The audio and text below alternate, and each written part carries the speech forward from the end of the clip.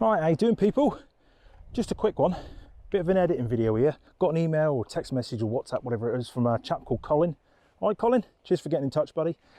He said he watched my video on exposure bracketing. You know, if you've got a scene which has got a really bright sky and a darker foreground.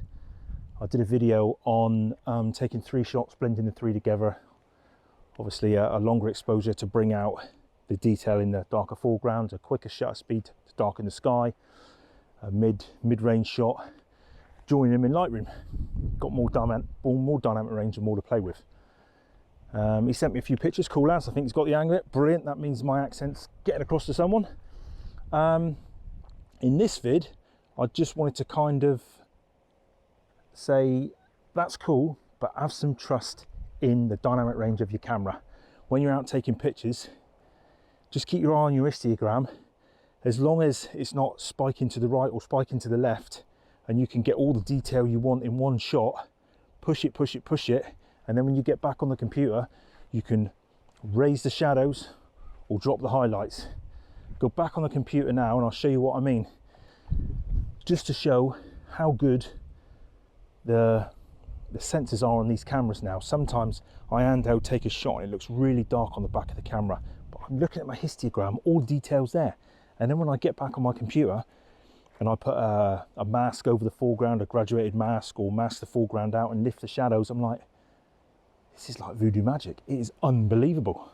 So I'm not finding that I have to bracket shots as much as I used to with my, say, my old Canon 5D Mark II, or even my Canon 350D or my Canon 40D. The sensor of my EOS R is just something else, and I think all modern cameras now must be that good. So back to the computer, I'll show you what I mean. I don't know if it's cheating, but if the detail's in the file, just use it. Let's go. Grab yourself a cup of tea, coffee, glass of wine, beer. Here's the shot. It was a sunrise on Man Sands sometime last year. Just to prove that you can lift the shadows on these sensors and still polish a turd, as I would call it. Up here's the info from the shot. That ISO 320, 400ths of a second, f8. Right, what am I going to start with? First, I'm going to grab a mask, and I'm going to get a linear gradient, and I'm going to pull up from the bottom. So basically all I'm going to do is work on this bottom bit that's masked off in red. And I'm going to lift the shadows a little bit. So you can see my histogram. Look, there's info there and there's a bit of a gap there. So I'm hoping I can pull this lot across and get some detail from behind this mask. Lift the shadow a little bit, which ain't going to do a huge amount. And then the exposure, I'm going to pull him up. I know it looks horrible at the minute, but then I'm going to come down to my temperature, warm him up like that, and then I'm going to go up to create another mask, and I'm going to go to sky. Sometimes when you use a sky mask, it bleeds over. See, it's bled over this here. So I'm going to go to intersect mask with sky again, and now it should remove this. There you go, ideal.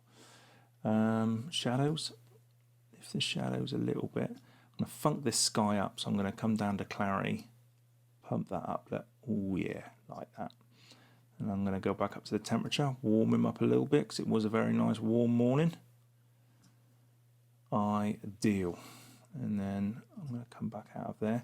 Sometimes this is a cool little trick if you quickly want to edit. Up here where it says Adobe Color, look, click on that and Adobe Landscape. Click that, boom, look at that. That saved a couple of steps. Either you like it or you don't. Sometimes it works. I don't use it a lot, but sometimes it just saves me, you know, if it's just a little shot for Instagram or something like that, works a treat. Come down to vibrance, pump that up a little bit. But yeah, look at the difference. I've been on this picture, what, a minute and a half? Right, if you zoom in a little bit, there might be a little bit of noise, but what we can do now is go over. This is just a really quick edit, but I'm just showing that I could have pulled some detail out of the shadows. Hit denoise.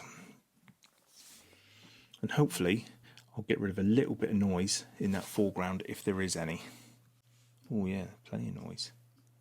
Let's come down to bubbles on the edge. All that noise. Now hopefully you should. I can hear my hard drive whine. There you go. All the noise is gone. enhance. Up the top here you can see it's creating a DNG using the denoise. And there is the final shot. Have a little bit of a zoom in. I wasn't even focused there, that's out of focus. Look, I was focused here. So you've got to admit, from what the shot started to ended up with, that is not a bad transformation from a really dark file. How good are the sensors in these cameras now, aren't they? That's insane. Just, it's like magic. Someone's waving a wand over the foreground and all that detail's coming up. Anyway, hope that makes sense to some people. Hope that helps some people. Sometimes you can shoot a little bit darker, a bit of a quicker speed, bit of a quicker shutter speed if you want to hand hold. But you've always got the highlights you can bring down and the shadows you can bring up. As long as when you take the shot, you look at that histogram and see what details in that file, you know you've got it to play with. This is going out on a Friday. Cheers for watching. Have a great weekend. Have a great Friday. As always, an affiliate link down below for Maven filters. Not that we used any in this video, but yeah, have a great weekend. Cool. Cheers. Bye.